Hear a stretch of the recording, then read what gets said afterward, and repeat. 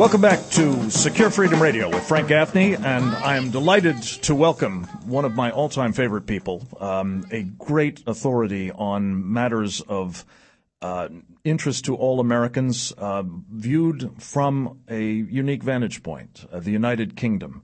Melanie Phillips, an author, a columnist, a commentator, and just an all-purpose brilliant observer of the dramatic changes that are taking place in our world, some of which bear not just on her native land, Britain, but the free world more generally, and therefore of great interest to the United States. And Melanie, particularly important at the moment, is our friend very much exposed on those front lines, the state of Israel. You've written a terrific piece that appears on your blog site on the Spectator website in the United Kingdom at spectator.co.uk/Melanie Phillips. We'll have a link to it on our website, securefreedomradio.org. But I wanted to invite you to expand upon your concerns about, as the headline suggests, Obama prepares to throw Israel under the bus. So welcome to Secure Freedom Radio, and please tell us what that's about. Thank you, Frank. Very good to speak to you again, and I so much admire the work you do too. My concern when I wrote that blog piece was in the mood music and speechifying coming out of the Obama administration at the AIPAC conference a few days ago, which made it quite clear that to put the best gloss on it, it would appear that to the Obama administration, Israel is expendable. This is based on an entirely false analysis at every level. It's based on the belief that, first of all, that Israel is the reason why there is no Palestine state. This is entirely false. Going back to the 30s, the Jews have always said they were happy to have a Palestine state. It's been repeatedly offered. It was offered in the 30s. It was offered in 1948. It was offered in 2000 when 95%, roughly speaking, of the disputed territories were offered for a state. And by all accounts, it was offered repeatedly by the former Prime Minister Olmert. And at every stage when this has been offered to the Palestinians, the result has been mass murder of Israelis, war and aggression. The second terrible fallacy that the Obama administration is making is the idea that a Palestine state would kind of give them the supreme bargaining chip with Iran. It would kind of defang Iran. The idea that Iran actually cares about a Palestine state is ludicrous. Iran's aim, as expressly stated, is to eradicate Israel from the map, not to put a Palestine state onto the map.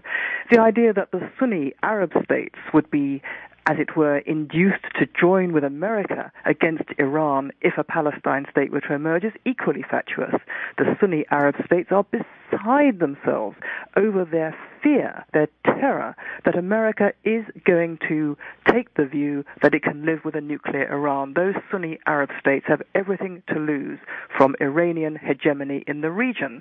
Now, Melanie, let me interrupt you there, because I think what you're describing is a situation in which the United States could conceivably make common cause with not only Israel, of course, but with many in the Arab world against Iran, a threat to all of us.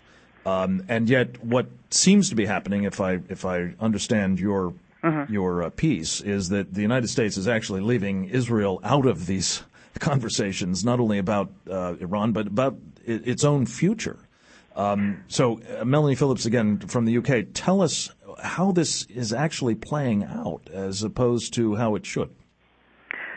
Well, the Americans, the Obama administration seems to believe that Israel is at best an impediment to its America's anxiety to deal with Iran. I say at best because I do have a suspicion that, as President Obama implied in a remark he made before he became president, I do have a suspicion that there is a feeling among members of his administration that Israel is basically a running sore on the world's body politic that we would be better off without altogether.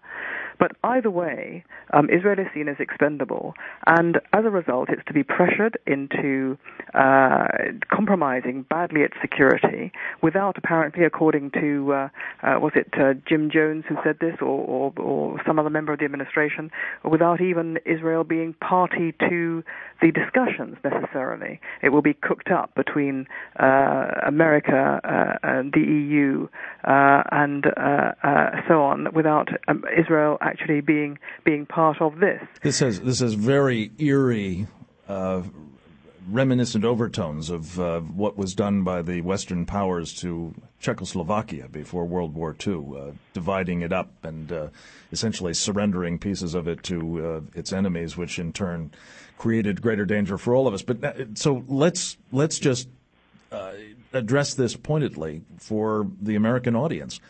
What would this mean for the United States if Israel is treated in a manner comparable to what happened to the Czechs before World War II? Well, just as in the 30s, as you say, there are significant parallels. Far from strengthening America, it would weaken it enormously. It already is weakening it, because it is already strengthening Iran. We can see that Iran is learning very quickly from the Obama administration the message that the administration is not going to stop it, and consequently it is cementing its power within Iran. It is cementing its power in the region. It is threatening Egypt. It is threatening Lebanon. It's behaving as if it's being given carte blanche by an American administration that's basically on its knees. And of course, Iran presents an enormous threat, not just to Israel, but to the free world. Let us not forget that since the Iranian revolution happened in 1979,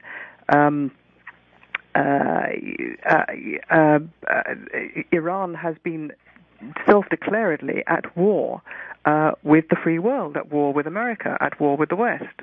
It has prosecuted that war through acts of terrorism against America in particular, and American and Western interests spasmodically ever since that time. What the Obama administration is doing is signaling that it's now going to be given a free ride. And the idea that, by sacrificing Israel, leave aside the immorality and appalling consequences of doing so, and what that means for the American relationship with Israel and really with decency, it is exceptionally stupid in the sense that it will give Iran, the enemy of America, a tremendous boost and a tremendous incentive and inspiration, if you like, to redouble its efforts with in the belief that it will not be stopped from doing so. Melanie Phillips, author of Londonistan and columnist in the United Kingdom, blogger supreme. What does that mean if we see Iran emboldened, if we see it essentially unencumbered by the kinds of constraints that have at least been the stated policy of the United States government over the past few years?